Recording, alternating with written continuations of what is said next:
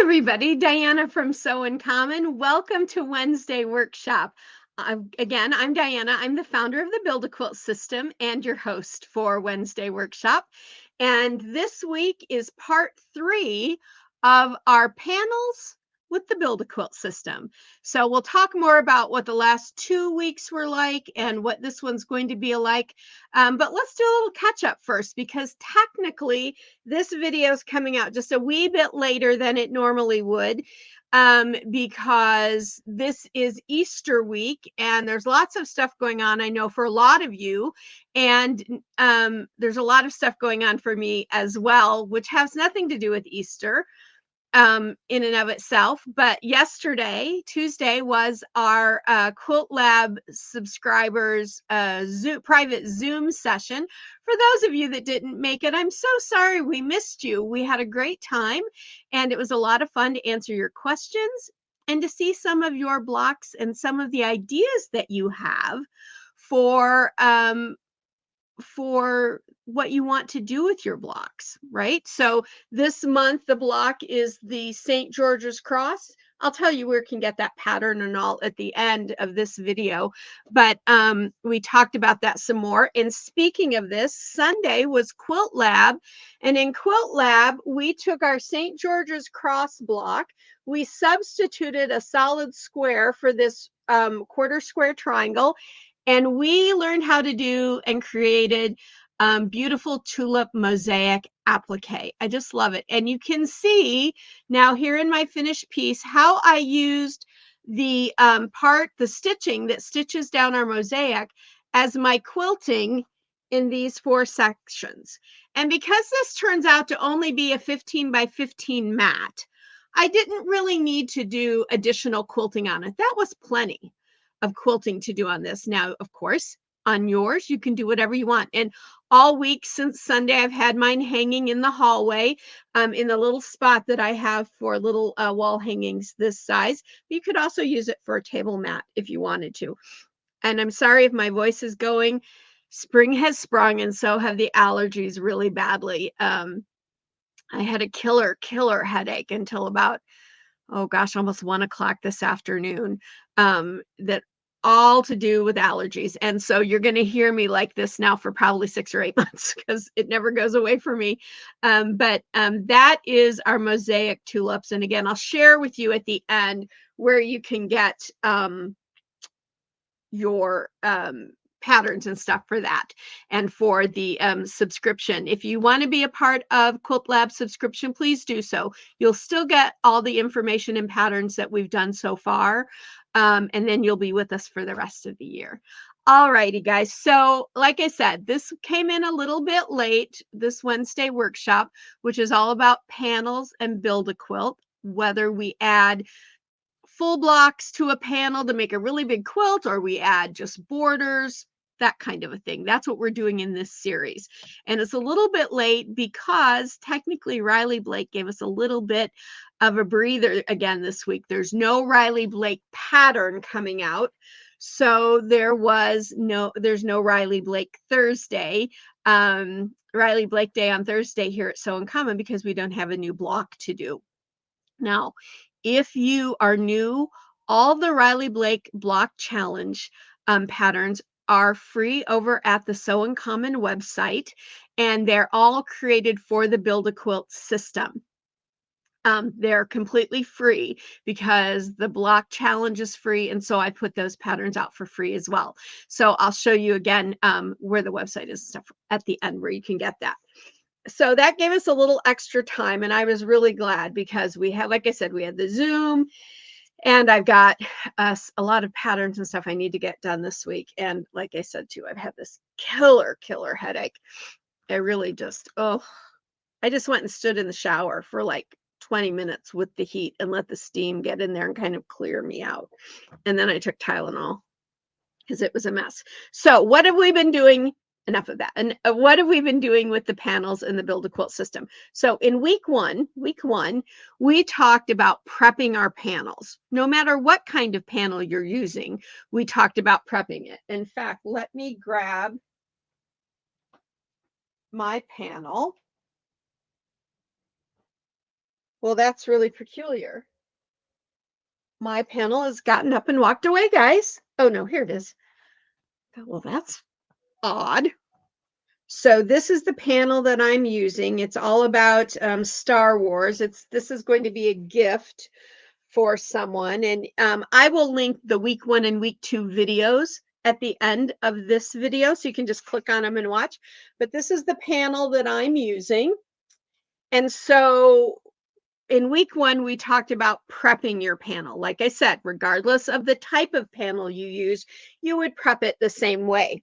Then last week, we got into a little bit more of the nitty gritty in regards to letting that panel like speak to you and inform you about what you want to do with it. Do you want to add fully formed blocks, maybe like your St. George's Cross, or you could even use some of your Riley Blake free blocks to add and make like a full size quilt, and then that little panel is just kind of a nice center, like a medallion. You could do that. We talked about that. And then we talked about, well, what if we want to turn that panel into a wall hanging or just a throw? Maybe just some borders would look great with that. So that's what I'm doing with this. We're turning this into a throw. And so this week is talking about that first border I chose. And we also talked a little bit about the fabric I'm using last week. It was all, again, about the idea of letting that panel inform you about color, about what pieces you want to use in the Build a Quilt system, all of that. And this week, so last week, as you know, we have Build a Quilt Basics. I'm trying to get that so there's not a glare. Set 1, and then we have Build a Quilt Basics Set 2. These 6 blocks, each set comes in multiple sizes, so you can make lots of different size segments to make bigger blocks or use them individually.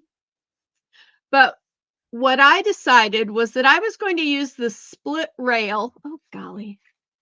There, you can see a little bit better. I'm sorry, it's dark. You can use the split rail right there. And I'm going to make like a piano key border. And then I'm going to use my diamond in a square as cornerstones. Okay, that's what we decided. And this week, we also talked about using the free download, the fabric quantity tip sheet. So if you are using a 42 or 45-inch wide piece of fabric, it shows you what sizes you normally have to cut for your segments. These are not finished sizes. This is the fabric you cut. And that you'll be told that in your pattern. And then how many you get from 1 yard of those fabrics. So we talked about that. But this week, we're going to talk more about the segments that I chose specifically, how I go about cutting them. And so at the end of this video, there's going to be a little film clip about piecing those together and how I've gone about doing that. But we're going to go into more detail on that. So I showed you last week that I had chosen this batik because it really blends in well with that. This panel was, like I said last week, was really tricky because it looks like it's blue in one light, and then in another light, it looks purple. And so when I took it to the fabric store, I had to literally ask them to let me lay it out on their cutting table. And we just brought over tons of fabrics to compare because things in my eye at the racks of fabric were completely off by the time I got them up next to the panel. So when you pick your fabric, do that. If they'll let you lay it out like that, which a lot of places will, unless they're super busy at the time, don't go in at the peak of the day when they've got tons of customers and say, oh, I need to lay this out on your cutting table. Go maybe at a quieter time of day for their business. You'll know your fabric store, or maybe even call ahead and say, can I come do this around such and such a time? They'll be happy to let you do that. And then they can help you. And then it gets to be fun because you get that social interaction with other quilters. Ooh, try this. Ooh, try this. In fact, choosing this batik is something I would have never chosen because I don't typically put batiks in with other quilting cottons, but this is working out perfectly. So do that. So that was the one. And then this kind of a milk chocolate. Doesn't that make you just want to stick your face into it and lap it up like it's chocolate? I have chocolate allergies, believe it or not. So I have to be really careful with the amount of chocolate. My mother does too. Is that not the weirdest thing? Um, but milk chocolate, I love it. And sometimes, even though I'm not a chocoholic by any means, thank goodness because of the allergies, I sometimes when I see good looking chocolate, I just want to dive in. And then this kind of a mottled, I'm calling it a mottled brown, is going to be my other fabric. It's going to be used in my diamond in a square, the corners. And it's also going to be used in my piano key border. And I'm going to show you how I worked that out because last week I wasn't quite sure. And then, boy, was I lucky because yesterday I found that I have a ton of this mottled brown fabric. That's going to be my backing fabric. So that's taken care of now. And I've even got enough of this to turn this into my binding as well. A lot of times if I do traditional binding and I don't do a self binding like I did on this small this small piece. This is a self binding. You see the back and the front are the same. If I don't do that kind of a thing, which I like to do on small projects because it's super simple and it's quicker, but on a throw or something bigger, I'll do a traditional binding. And I don't typically, when I do that, I do a different binding from the backing, but this time I've got enough of this, and this is going to look so nice because there's not going to be a huge amount of this in the quilt that I think it's going to work out great. So let's just set that over there. Now, and I'll set these fabrics over here. I'm going to flip over to my other camera, and let's see how much I have to work on getting this not to be.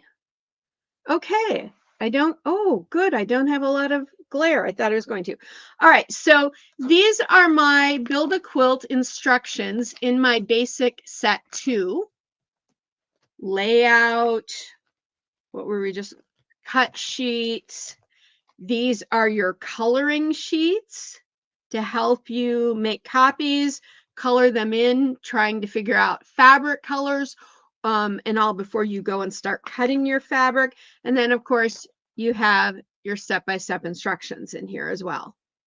Let me get my finger into there. So when I'm ready to do my diamond in a square, if I don't remember how, I've got all those nice step-by-step instructions. But let's go back to our split rail. And here is my cut sheet for my split rail. So the split rail is basically 2 rectangular segments.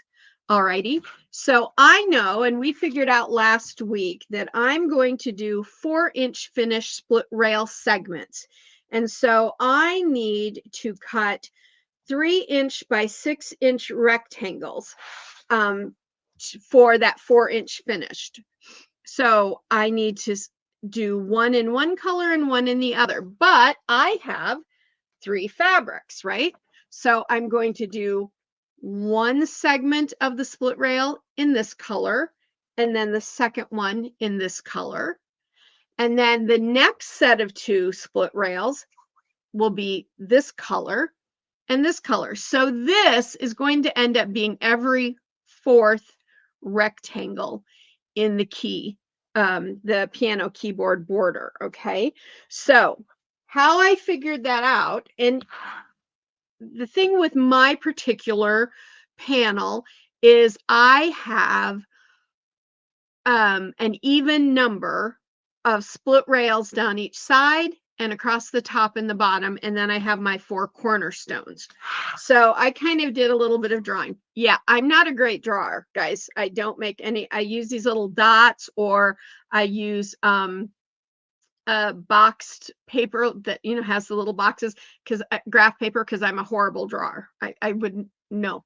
My freshman art teacher, who was a dear friend of our family, actually, she was very kind to me, but she said, maybe we should put you in a different other class, art class, when I could not draw a bird sitting on a branch. It was horrible.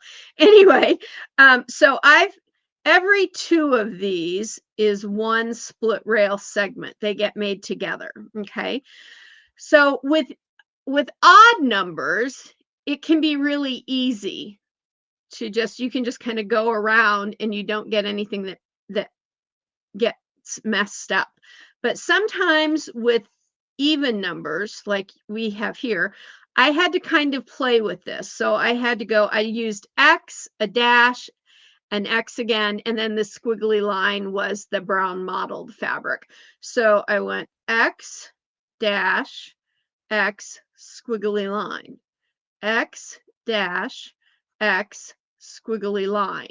And that all the way around to plan out my border so that I knew ahead of time if I had to, where I could run into trouble is with the corners. But it turns out that it's going to work out perfectly because I'm going to start with an X here. And by the time I get over here, all the way around, I'm going to end up with a squiggly line piece. So it's going to work out just fine. So my blue will be my first, then my brown, then my blue, then my mottled brown. So blue, brown, blue, mottled brown. So in my side pieces, I need to make 10 2 rectangular split rail segments. Okay, that gives me basically 20 rectangles. On my top and bottom, I need to have 8 split rail segments, which gives me 16 of these rectangles. And then you can see, yeah, I did this one wrong. I put this row in the wrong place. It should have been right here. That's how bad I am at drawing. And I didn't do it in pencil. I did it in my markers because I like to see the color. I know. But my cornerstones are going to go right here, right here, right here, and right here. So I'll have 4 cornerstones.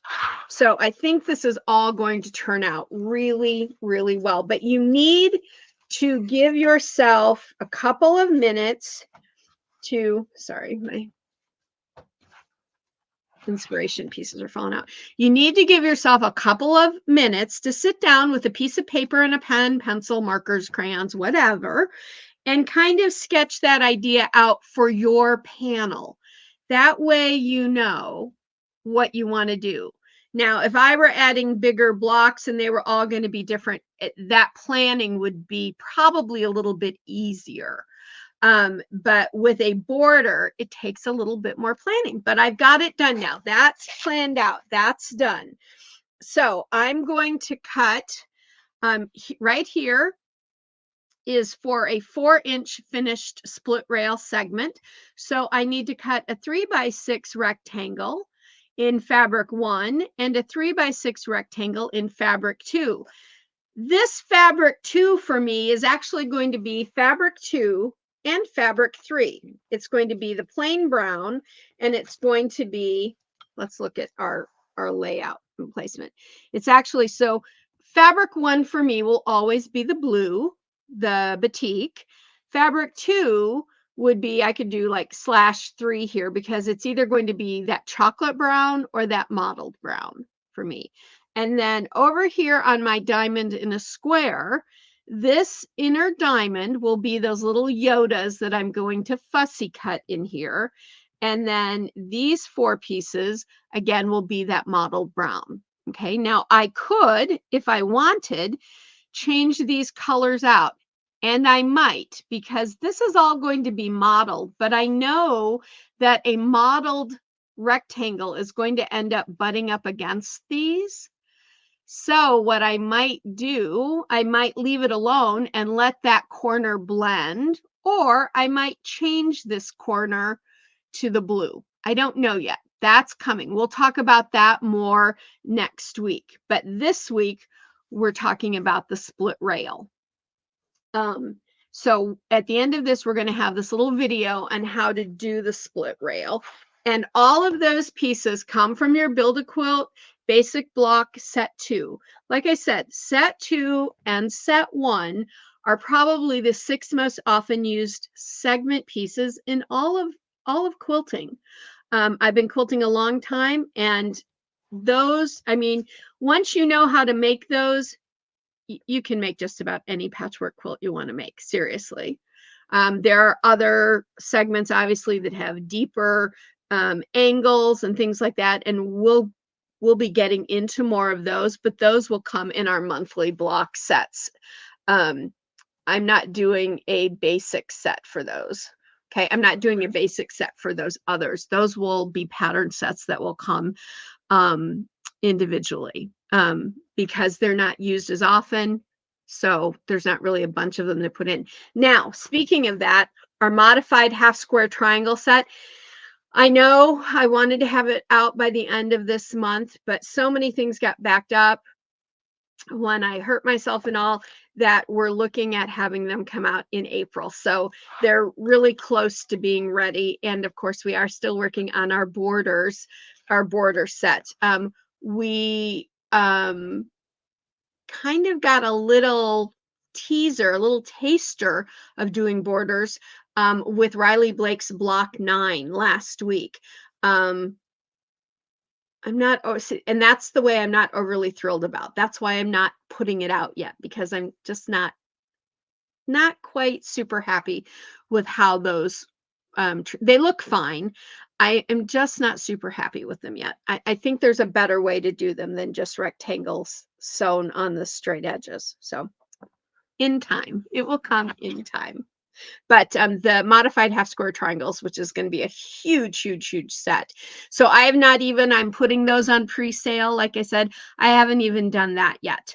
So, but the pre-sale will be starting here soon so that you know that you have a copy coming your way when they go live towards the end of April. Alrighty, everybody. So one more time, if you are interested in Quilt Lab, and I would love for you to all join us.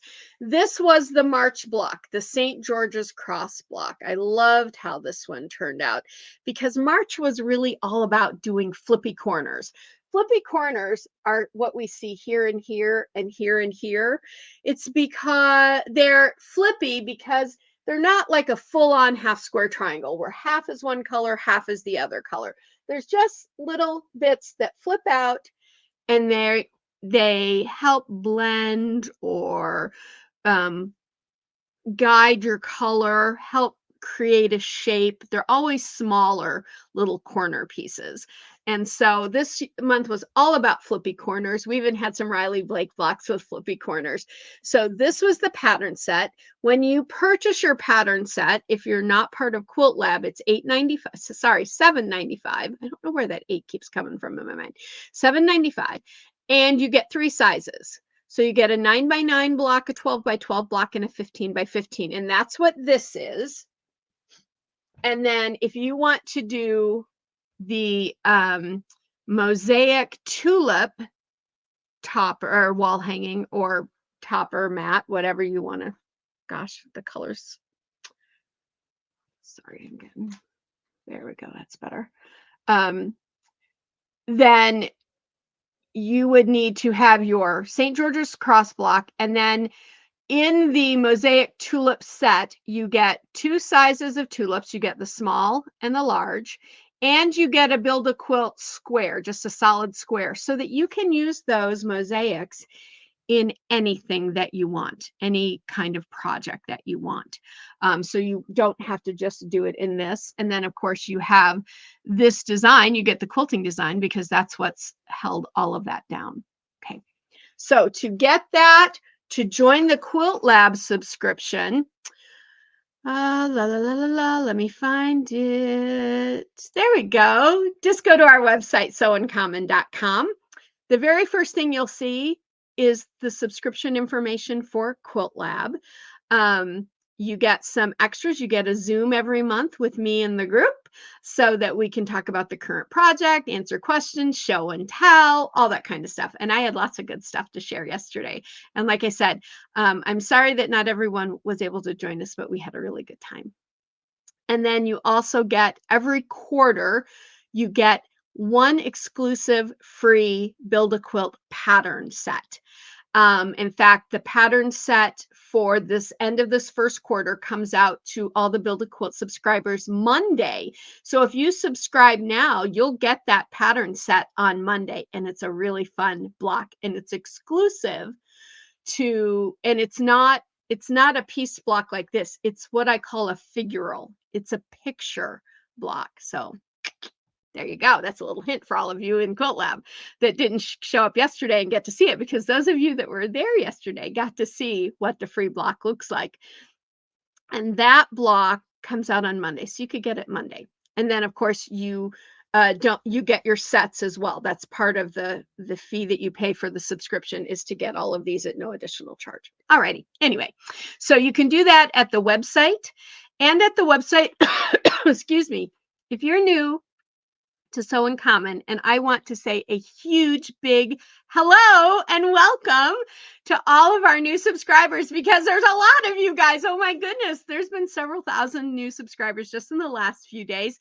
And I know part of that is because all of you that have already been a part of Sew in Common and the Build a Quilt way, 21st century way of doing patchwork, I know that you guys have been sharing and liking and telling people about it, because I get notes from new subscribers. Hey, so-and-so told me about this. This looks fun. Or, hey, I would really like to try this, or whatever. So thank you all to all the subscribers for sharing and liking and telling your friends and all about it. That means the world to me.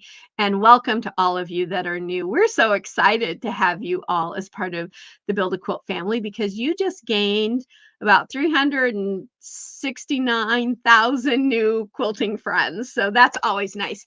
And you get to meet really fun people, like from all over the world, because we have folks from all over the world as part of the Sew in Common family. Alrighty.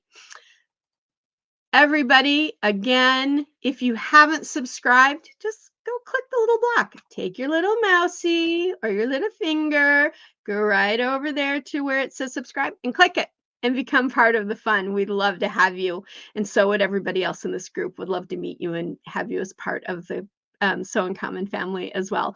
And please continue to like and share. It means the world to us, and it really allows lots of other people to get to know us and to get to know you too. Make all those new friends. Until next time, everybody, until next week, when we will be on part 4 of panels. Next week, I should have this first border done and added to the panel. And then we'll be talking about what comes next. Okay, after I've added a border, what comes next? Do I do another border? Do I add blocks then? What happens there? We'll talk about that next week on Wednesday Workshop with me, Diana, at Sew in Common. Until next time, everybody, sew life beautiful. Happy Easter if you observe. Bye for now.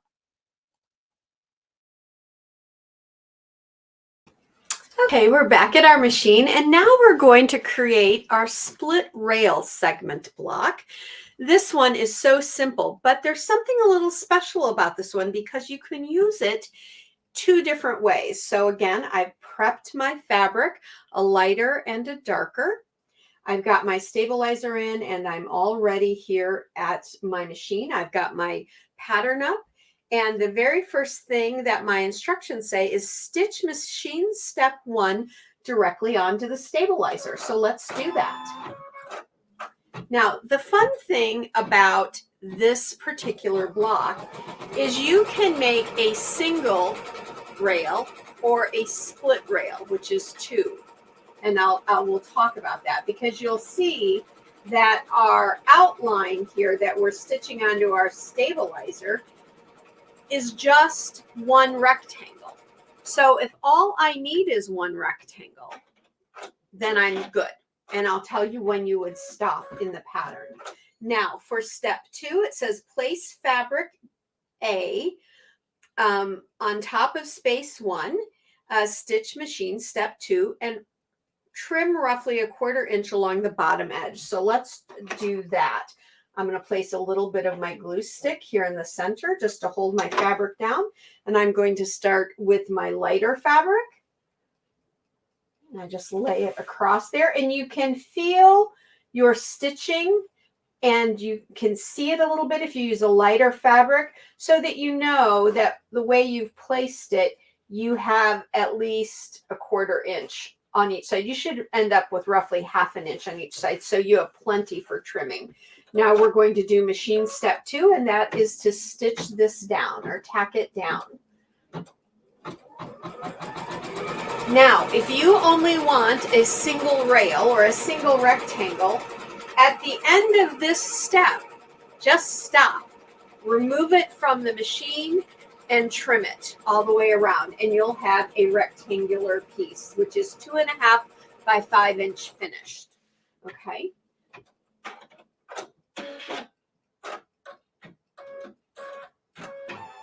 Okay, so let's take this out really quickly. So if I just wanted a single, I'm done now. I just take this out and I would do my trimming around the edge. However, a split rail is 2, and that's what we're going to do next. So our instructions tell us to trim along the bottom edge, not the sides or the top, because we'll trim those later. But we're going to add a second piece here, which is going to lay here and flip. So we need to trim right there. And I'm going to lay this down on my tabletop, bring my camera down so you can see that. There we go. And again, I'm just kind of giving it a little bit of an eye to roughly be at 1/4 inch. There we go. Once you've gotten that down, it's pretty easy. And these Karen K. Buckley scissors that I use make it super easy because it just slides through it like butter. So here, I've trimmed that. I'm ready now. I'm going to place this back into my machine. Let's bring our camera back up. There we go. Now, our next step says place a B fabric number 2 rectangle right side down on top of fabric A as seen in the diagram in Stitch Machine Step 3. So I've got this turned over. So the right side is on top there, so it's face down. And now machine step 3 is going to tack that down, tack it together.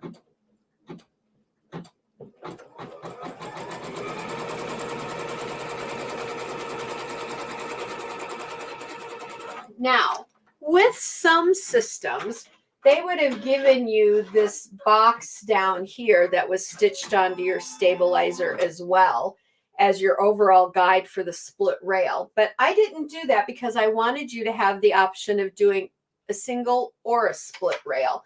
And you really don't need it. It's extra thread there that you really don't need to worry about. So even though I don't have a box here to look at, I know that if I just put a little bit of glue right there in the center, that's going to be plenty. And that's all I need.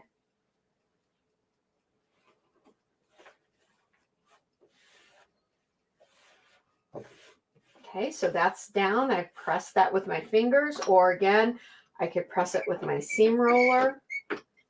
Now, the next step, it says to flip fabric B into space 2, which is what we've done. Stitch machine step 4, and that's exactly where we are in the pattern. And we're going to stitch that down. And again, I just kind of, even though I've glued it, I just kind of like leave my hand there. But you can see I've backed away from it. I don't need to do that. And you don't ever want to put your fingers or your hand close to the needle and the mechanism. Okay, and then it says Stitch Machine Step 5. That's your final guideline box.